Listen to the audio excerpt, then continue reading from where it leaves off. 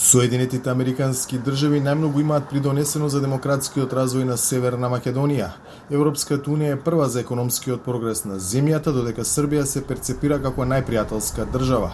Ова го покажуваат резултатите од истражувањето на јавното мислење на Преспа институтот спроведено во април и мај. Од 1500 испитаници, 24,2% рекле дека Америка најмногу придонела за демократијата во Северна Македонија. 21,2% одговориле дека Унијата е најодговорна за економскиот развој, додека дури 45,3% ја сметаат Србија за најголем пријател, а само 6,8% тоа го кажале за САД. Србија е прва и на прашањето со која држава Северна Македонија споделува најмногу вредности или интереси, со поддршка од 62,8%. Албанија е втора со 14,9%, па Косово со 2,8%. За Бугарија се признали 1,5% од испитаниците. Србија продолжува да се качува како препознатлив и најперципиран пријател на нашата држава.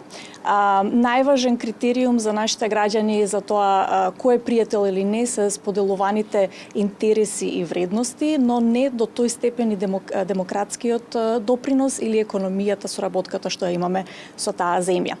За изминатите 3 години порастот во делот на позитивната перцепција за Србија пораснал за дури 30%, што според истражувачите може да се должи на помошта од Белград со ковид вакцините и на надминувањето на црковното прашање.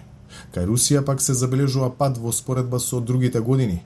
Годинава само 1,1% од испитаниците одговориле дека оваа земја ја сметаат за најголем пријател, што е двојно помалку од лани кога тој процент изнесува 2,2%. Во делот на Европската унија, поддршката се уште останува голема, иако има одредено намалување.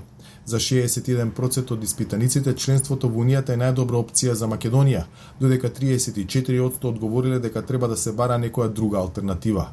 61% од граѓаните одговориле дека доколку утре се одржи референдум за членство во Унијата, би гласале за, а 30% би биле против. За Гласот на Америка, од Скопје, Владимир Мирчевски.